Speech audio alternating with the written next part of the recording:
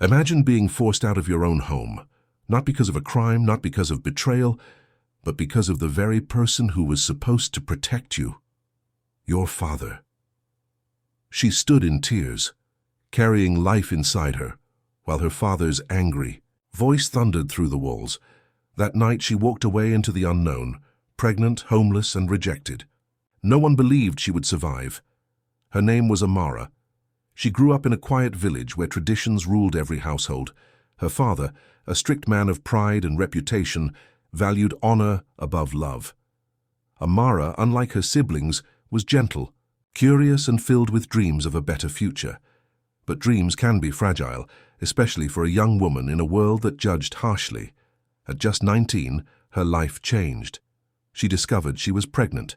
The man responsible promised to stand by her, but when the truth reached his family, they vanished, leaving Amara to face the storm alone. When her father found out, his face burned with rage. To him, this wasn't just about his daughter. It was about his pride, his standing in the eyes of others.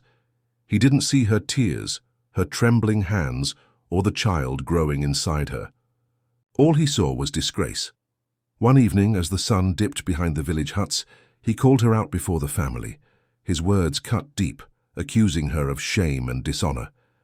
Amara pleaded for forgiveness, begged for a chance to prove herself, but her father's anger deafened his ears.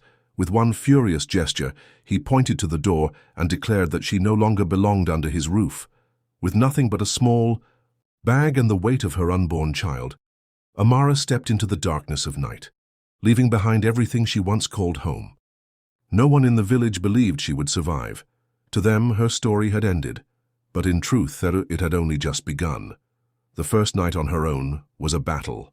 Cold winds pierced her skin, hunger gnawed at her stomach, and fear whispered that she wouldn't make it. Yet with every step she took, her child's heartbeat gave her strength. Amara promised herself one thing: if no one believed in her, she would believe in herself. She wandered from place to place, seeking shelter. Some doors were slammed in her face. Others gave her a few coins or scraps of food, but little else. Still she pressed on. Her spirit refused to break. Finally, in a small town far from her village, she found refuge. An elderly woman, who had once known hardship herself, took her in. She gave Amara a corner to sleep, food to eat, and most importantly, hope. When the baby arrived, a little boy, with eyes that mirrored hers, Amara felt life surge back into her. She named him Emmanuel, God is with us. Because in her darkest hour she had not been truly abandoned. Raising a child alone wasn't easy. She worked tirelessly, taking any job she could, washing clothes, carrying water, helping in the marketplace. Some mocked her, others whispered behind her back, but she kept going. Each day she whispered to Emmanuel, "One day you will not suffer as I did. One day we will rise." Her resilience caught the attention of a woman who ran a small craft shop. Amara had always been good with her hands, braiding, weaving, creating patterns. Soon she was hired, and her natural skill turned into something more. Customers began to love her designs, and what started as simple work slowly grew into a thriving business. Over the next 3 years, Amara transformed. From the broken girl her father cast out, she became a strong mother and a skilled businesswoman. Her little shop blossomed into a source of income not only for herself, but for other women she trained and employed. She lifted others as she rose, creating a community of hope. But deep inside, one wound never healed: the memory of her father's rejection. She often wondered if he ever thought of her. Did he regret his decision, or did he still see her only as a stain on his pride? Then, one fateful day, news reached her ears. Her father had fallen on hard times. The once proud man who held his head high now struggled with debt, sickness, and loneliness. The same villagers who once bowed to his pride now whispered about his downfall. Amara's heart raced. Part of her wanted to ignore it, to let him taste the bitterness he had forced on her. But another part remembered that no matter what he had done, he was still her father. She realized it was time to return. 3 years after the night he cast her out, Amara prepared her son, gathered her courage, and walked back toward the village that once rejected her. No one could have imagined what would happen next. The village buzzed with whispers as Amara stepped through its gates, Emmanuel holding her hand. She was no longer the broken girl they remembered.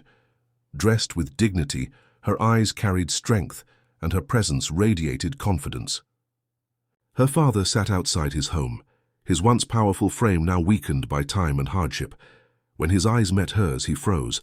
The daughter he had cast away stood before him, alive, thriving, and stronger than ever. For a moment, silence ruled. The villagers gathered, waiting for the confrontation. Some expected shouting, others tears. Instead, Amara calmly approached. Her father's lips trembled, as if searching for words, but none came. Then came the shock. Amara did not come with anger. She did not spit out curses or demands. Instead, she introduced Emmanuel, his grandson. The boy smiled innocently, unaware of the pain that divided the family. The villagers gasped. The child was healthy, bright, and full of life, the very life his grandfather once rejected. And yet, here he was, standing proudly before him. Amara's voice broke the silence. Without bitterness, she explained how she had survived, how she had built a life, and how she now employed others, lifting families out of poverty. She spoke of resilience, forgiveness, and the strength that came from pain. Her father's eyes filled with tears. The proud man who once valued reputation over love now faced the weight of his choices. In front of the entire village, he fell to his knees. His voice cracked as he begged for forgiveness, not only for casting her out, but for failing to be the father she deserved. The moment was overwhelming. The same villagers who once mocked her now looked at Amara with awe. She had returned, not as a victim, but as a victor. And in that instant, everything changed. Amara extended her hand, lifting her father from the ground. She didn't erase the past, but she refused to let bitterness define the future. Together, they walked into the house she once left in tears, this time with Emmanuel by her side. Over time, the village witnessed a transformation. The father, who once rejected his daughter, now became her strongest supporter. He helped care for his grandson, and with Amara's success, their family rebuilt itself from ashes. What had begun as a story of shame turned into a story of redemption. But more importantly, Amara became a symbol. To every girl who was told she wasn't enough, to every woman cast aside for her mistakes, she showed that rejection is not the end. Pain can be turned into power, and the very scars that once marked failure can shine as proof of survival. Her story spread beyond her village, inspiring many who faced the same battles of judgment and abandonment. She never claimed to be a hero. She simply chose not to give up. And as for her father, he lived with both regret and gratitude. Regret for the day he let pride blind him to love, gratitude for the daughter who gave him a second chance. In the end, Amara's greatest victory wasn't her business, her wealth, or even her survival. It was forgiveness. The ability to return, stronger, not with vengeance but with compassion. So what can we learn from her journey? That sometimes the people who hurt us most are the ones who need our strength the most.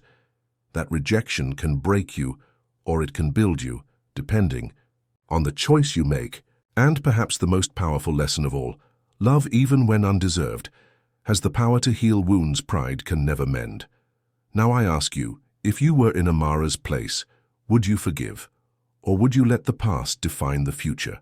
The Sioux, answer, my friend, may just determine the story you'll leave behind.